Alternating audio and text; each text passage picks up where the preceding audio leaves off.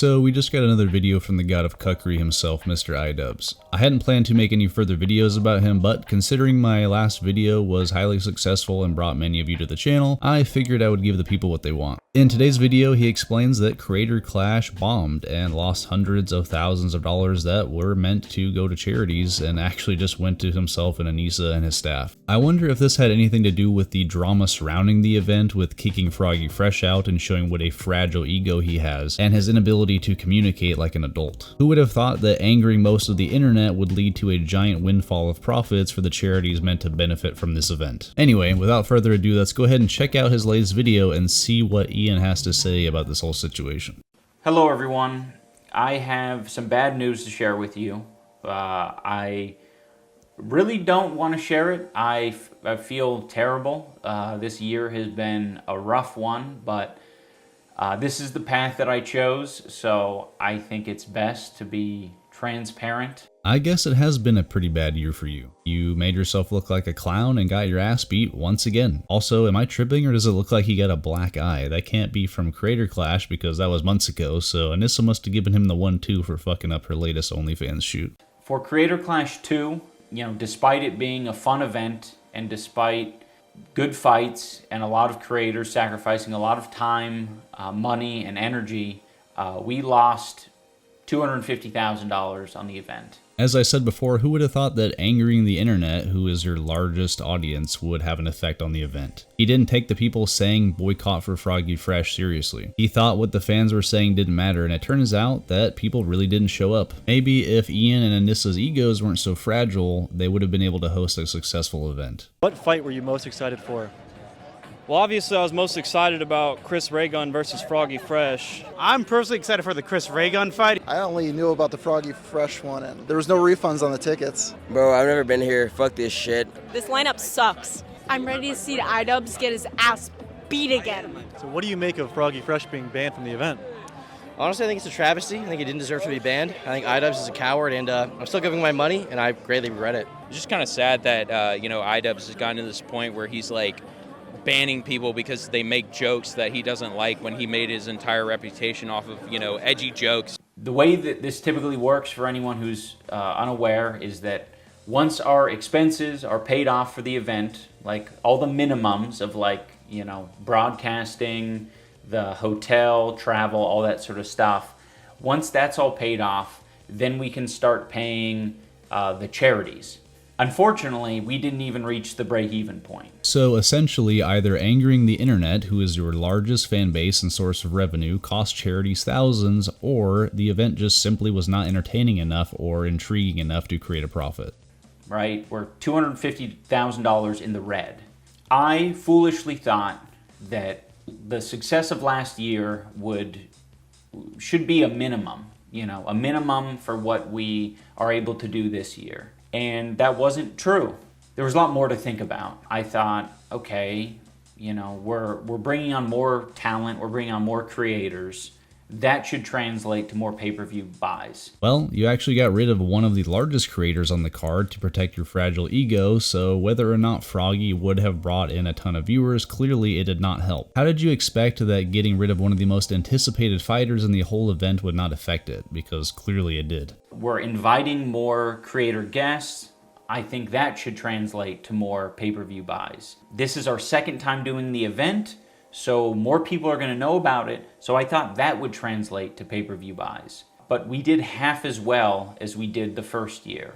50,000 compared to 100,000 the first year. Really, it seems to me that focusing too much on these quote-unquote guests, or as Froggy would call them, ethos, and not very well-known C-list YouTubers is most likely the cause of this, alongside pissing off the internet, who, as I said, is your largest contributor. Ian might talk shit about Misfits, but they clearly are doing much better than Creator Clash at this point. Sure, they have done way more events at this point, but limiting themselves only to the smallest people on YouTube or anyone they fear could tarnish their reputation is holding them back.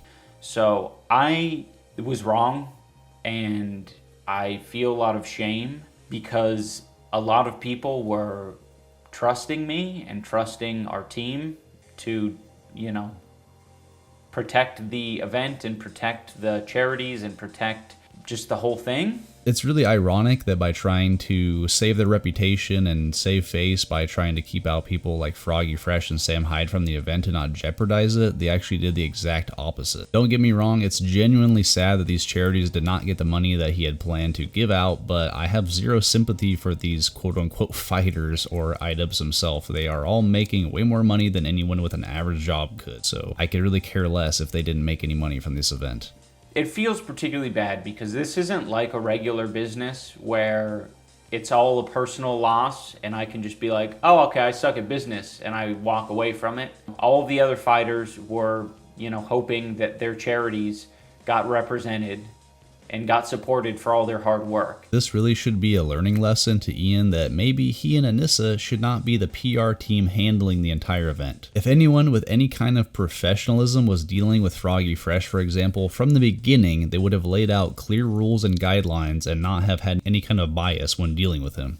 But we didn't have any anti-piracy measures. We weren't prepared to deal with what ended up happening. I mean, For me, I was just thinking, like, let's just avoid catastrophe. As long as there's, not, I don't know, like a bomb threat or, injuries or anything crazy, we should be fine. You are hosting a giant event with hundreds of thousands of dollars on the line meant to go to charities. You constantly worry about your precious ego or your wife's honor and put that above something as simple as anti-piracy measures? What the fuck are you thinking? If the entire goal of this event is raising money for charities, maybe you shouldn't be putting hosting parties for fancy models and kicking people out who would bring in a lot of revenue to the event over the success of the whole thing. This should just be like the first year. I don't want it to be more complicated than the first year. It ended up being a lot more complicated.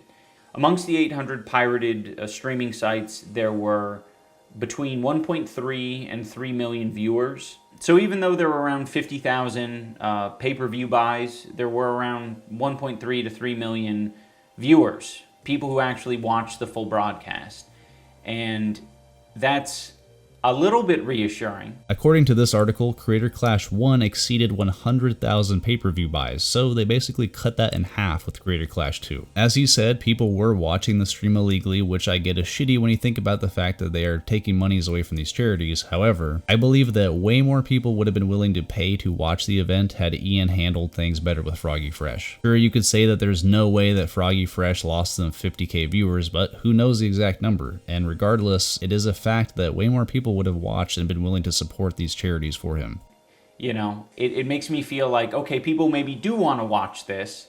They just didn't, they just either couldn't afford it or just didn't want to support what I had going on. Creator Clash 1 had a similar issue with Ian's beef with Sam Hyde, but that happened just a few days before the event, whereas this whole situation with Froggy Fresh was about 2 weeks before. So basically, Ian almost certainly lost paying viewers due to his lack of communication and beef with Froggy Fresh. It's no wonder that people did not want to support your event when you're acting like an insufferable child on the internet where most of your fans reside. I am not saying that Sam Hyde or Froggy Fresh disrespecting Anissa is acceptable behavior. However, the way that he handled the whole situation was childish and unprofessional.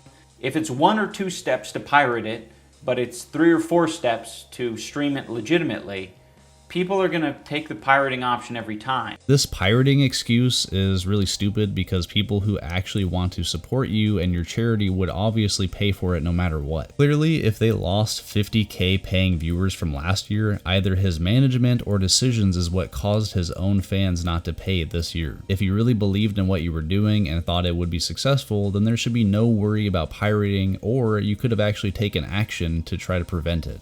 I think we also had a big streamer audience. That's who we are appealing to. I really like the live stream audience. People who want to watch these events live and they watch things on Twitch and YouTube and they get it all for free generally. So I think it was in a lot of ways bad to appeal to that crowd and not give away the stream for free. I think a lot of them felt like, well, this should be something that's free. especially if you have ads in it. I feel this point is null and void because streamers make most of their revenue off of subscriptions and donations. So if these people were truly fans of you and your event, they would have no problem paying for it. There has to be a deeper rooted issue that caused this loss of viewership and not just pirating, or as he says, appealing to a streamer audience who is known to pay pig for their favorite streamers. Aside from the pirating, we did have higher expenses this year. It was a bigger arena. We went to the Amalie Arena, so it was twice as big. We paid more for broadcasting. So broadcasting team did a lot more elaborate shit, and there was a lot more staff involved. We did a creator hotel. So we bought out a hotel to make sure all the creators had a safe place that they can stay. I am still not understanding how you blew all this money on making your creators and yourself comfortable without any thought about how to prevent people from pirating the stream, directly taking money away from those charities, which is the entire point of the event. Seems like some pretty shitty management to me. You have millions of dollars to put this together. You have countless resources to help you host this event, so there is no excuse here. I cannot sympathize with you shooting yourself in the foot. It actually ended up being good that we got the Creator Hotel because all the hotels shot up in price like a couple weeks after we locked in the Creator Hotel because Taylor Swift was coming to town. She announced her tour dates and pretty much everything got booked up. If we didn't book the Creator Hotel when we did, I don't think we would have had nearly as many creators show up to show support. And our pay-per-view numbers actually could have been hurt by that. Oh, so now Taylor Swift fans are responsible for your event losing money. How many other excuses can you come up with? We also had events the day before the fight and the day after the fight so that, fighters and friends and family could come together and process their trauma. That was sort of paramount for me because the first year we did the fight and then I went to bed. I got the shit kicked out of me by Dr. Mike, and then I went to bed, and then I woke up, the hotel was empty, and then I got on a flight and traveled 5 hours with my face completely swollen back to Seattle, and I was like, that was cool, that was so worth it. There was nothing, there was no processing my trauma, there was no talking to anyone and relating about the experience afterward. Everyone was gone. I am so sorry you got your ass beat and had to fly, probably first class, back to your nice house in Seattle. Do you know how pathetic this must sound to anybody who comes from the fucking streets as a boxer to put food on the table for their families? Essentially, he prioritizes his own comfort over the success of the event, and that is a clear reason why it did not do as well as it did the previous year. And that shit felt awful. So yeah, some of these things that might seem extraneous, in my opinion, were entirely necessary, and I wouldn't change it for the world. As evidenced by the pay-per-view streams, it wouldn't have made a difference because we did half as many pay-per-view sales. So what would have made a difference is if you focus more on the success of the event and not your own comfort. We also had to pay for more fighters this year. The first year it was 18, this year it was 24. I thought bringing in more fighters would just lead to more pay-per-view buys, but I think it just ended up costing us more, because each fighter gets a $20,000 stipend, and for anyone confused about this or thought everyone was fighting for free, they pretty much are fighting for free. I think any of the fighters can attest to the fact that fighting in Creator Clash is not a financial boon in any way. That $20,000 is eaten up in those 9 months that you're training. I would say that $20,000 is on the low end of what it should cost you to train in those 9 months. Okay, so now I can see why he was acting so hard up for cash, threatening to take legal action against Froggy Fresh for not wanting to pay him back. It was because the event bombed and they made no money. And like he just said, these creators are not making any money either after putting in months of training, so imagine trying to then ask for that money back from somebody who has dedicated 9 months of their life to this event.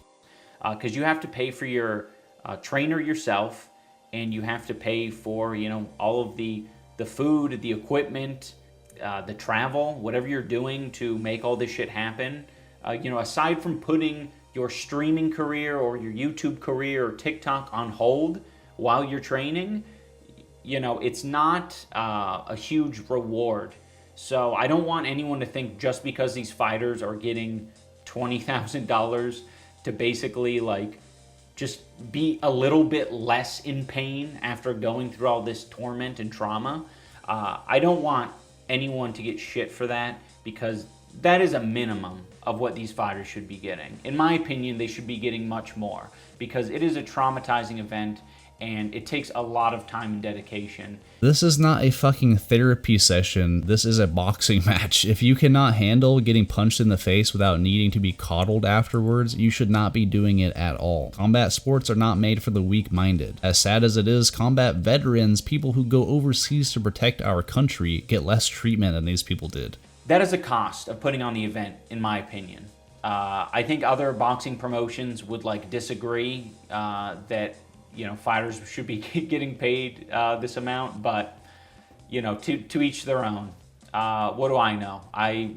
We lost $250,000 on this event. Exactly why you should not be handling things like PR with your fighters, not even doing something as simple as setting up anti-piracy measures. Another thing I want to address is there are some people floating rumors around that we're pocketing money from Creator Clash, and that's extremely hurtful, because it has been nothing but the opposite. I understand that some people out there don't like me.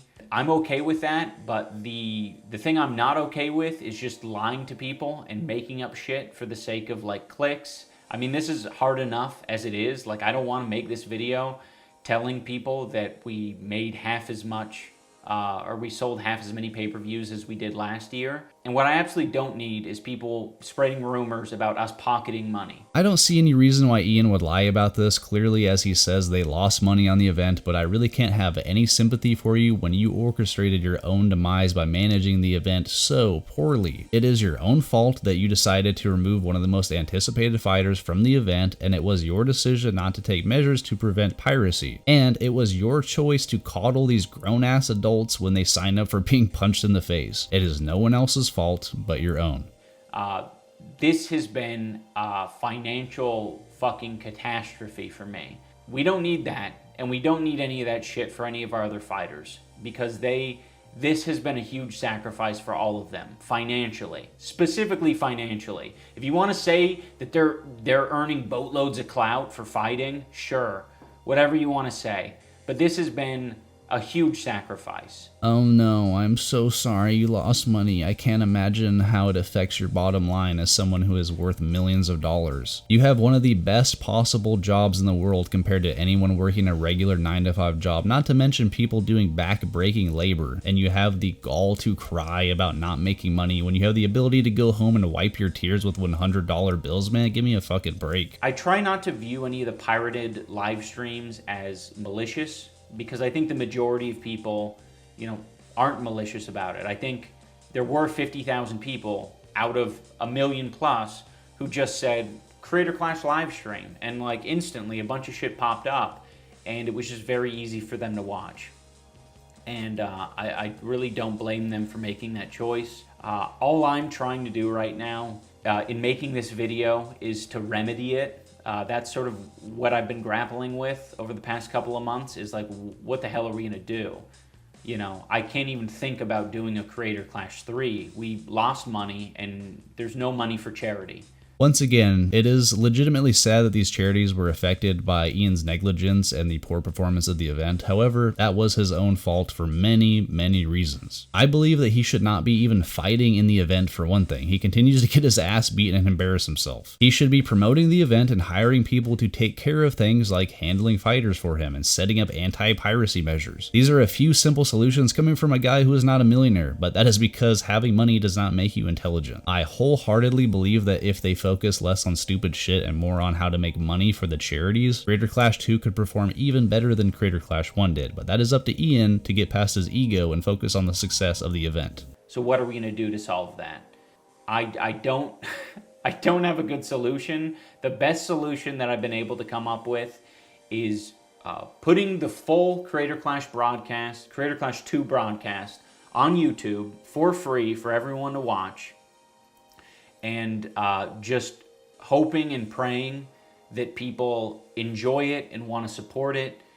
I'm curious what your guys' thoughts are, but I want to post the full broadcast on YouTube, and I want to have a fundraising goal. I know YouTube has a fundraising thing But right now, from what I've seen, YouTube doesn't allow multiple charities to be listed in the fundraiser. And there's not really very many good options for us to collect donations ourselves.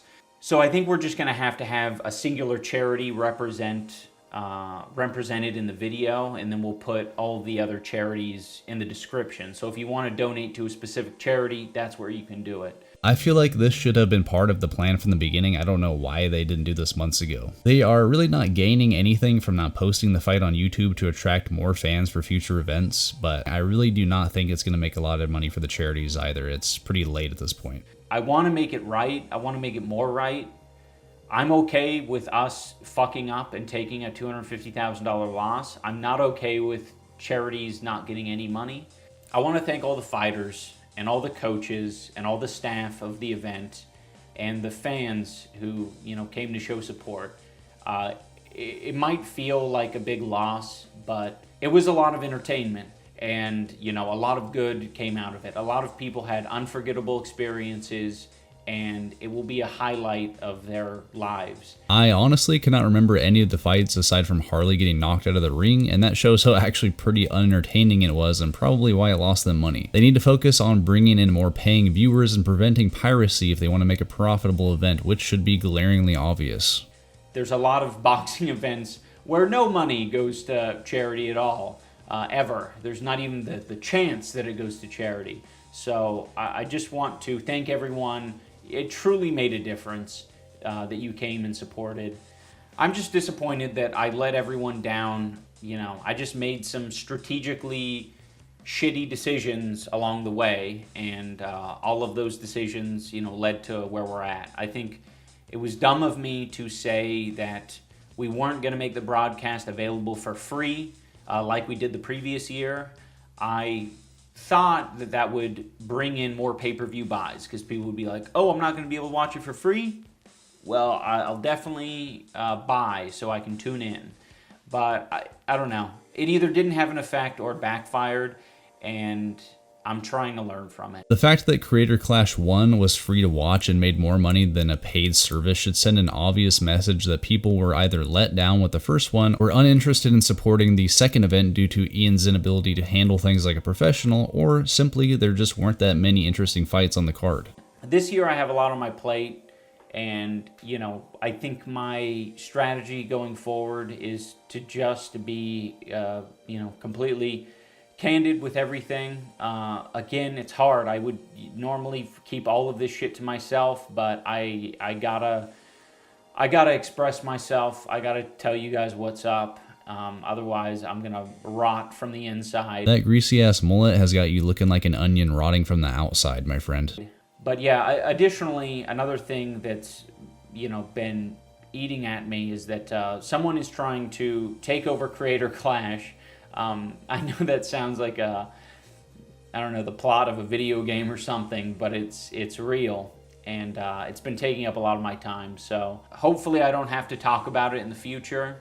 But if I do, you guys are gonna hear about it on this channel. Imagine if the Candyman himself bought out Creator Clash. That would both be hilarious and amazing. Seriously though, it is probably best if somebody else manages Creator Clash, because Ian clearly cannot host a successful event anymore. If you're just coming across this video and you have no idea what this Creator Clash shit is about, it's creator boxing, and it's a lot of fun. It's a lot of amateur boxers getting in there for the first time and giving it their all, and there's a lot of heart and a lot of soul and a lot of grit that is on display, and I think it's very much a worthwhile watch.